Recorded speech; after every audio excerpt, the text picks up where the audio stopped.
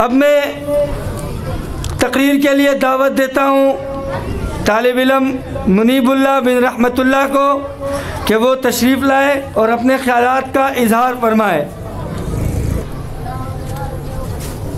نحمدہ و نصلی علی رسول الکریم، اما بعد فاعوذ باللہ من الشیطان الرجیم، بسم اللہ الرحمن الرحیم۔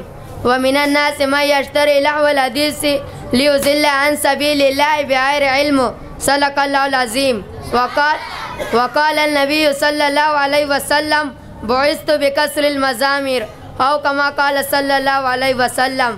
آباد ہوئی عشرت گاہیں ویران مساجد روتی ہے، تواری ہے فضا پر موسیقی، پامال اذانی ہوتی ہے۔ محترم جناب پرنسپل صاحب اور اساتذہ کرام اور اقراء شاہی ملت اکیڈمی کے اس پروقار محفل میں آنے والے تمام مہمانوں کو السلام علیکم ورحمۃ اللہ وبرکاتہ۔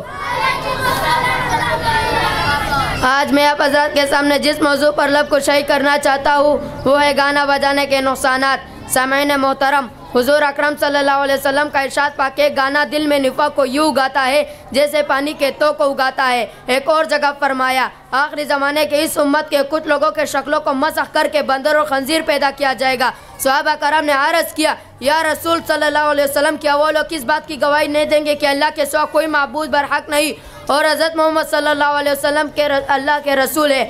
آپ صلی اللہ علیہ وسلم نے فرمایا، کیوں نہیں، بلکہ وہ نماز بھی پڑھتے ہوں گے، وہ روزہ بھی رکھتے ہوں گے، وہ حج بھی ادا کرتے ہوں گے۔ صحابہ کرام نے پوچھا، پھر ان کے ساتھ ایسا معاملہ کرنے کی وجہ کیا ہے؟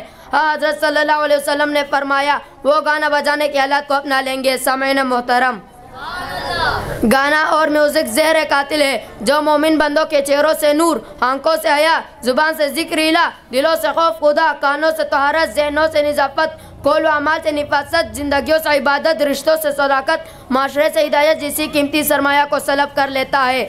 چنانچہ جو لوگ گانا بجانے، سننے سنانے کو مشہور رہتے ہیں، ان کو میرے محبوب پیغمبر صلی اللہ علیہ وسلم کے اس فرمان پر غور کرنا چاہیے جس میں حضرت صلی اللہ علیہ وسلم نے فرمایا، گانا سننا گناہ ہے، اس کے پاس بیٹھنا فسق ہے اور اس سے لذت حاصل کرنا کفر ہے۔ ایک موقع پر نبی کریم صلی اللہ علیہ وسلم نے اپنا بعثت کا مقصد بیان کرتے ہوئے فرمایا، انما بعثت بکسر المزامیر، میں گانا بجانے کے آلات کو توڑنے کے لیے بھیجا گیا ہوں، لیکن میرے مسلمان بھائیوں، مجھے افسوس کے ساتھ کہنا پڑ رہا ہے کہ اس پیارے نبی صلی اللہ علیہ وسلم کی نام لیواج موسیقی کو پھیلا رہی ہے، اس منحوس کام کو باعزت ثقافت قرار دے رہی ہے۔ موسیقی کار جو کہ فاسق ہے، اس کو اعلی شخصیات شمار کر رہے ہیں۔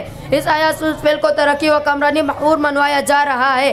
نبی کریم صلی اللہ علیہ وسلم نے فرمایا، میرے امت کے کچھ لوگ شراب کے نام کو بدل کر اسے پئیں گے، ان پر باجا بجائے جائیں گے اور رنڈیاں ناچے گی، اللہ تعالیٰ انہیں زمین میں دھنسائے گا اور کچھ کو بندر و خنزیر بنا دے گا۔ کسی شخص نے حالات حاضرہ کا خوب نقشہ کھینچا، حالات معصیات بھی ہے آؤ کے ساتھ ساتھ، حالات معصیات بھی ہے آؤ کے ساتھ ساتھ، نغمی بھی جاری چیہو گروہ کے ساتھ ساتھ، یہ دین سے مذاق نہیں توڑ کیا، توبہ بھی ہے تمام گناہوں کے ساتھ ساتھ۔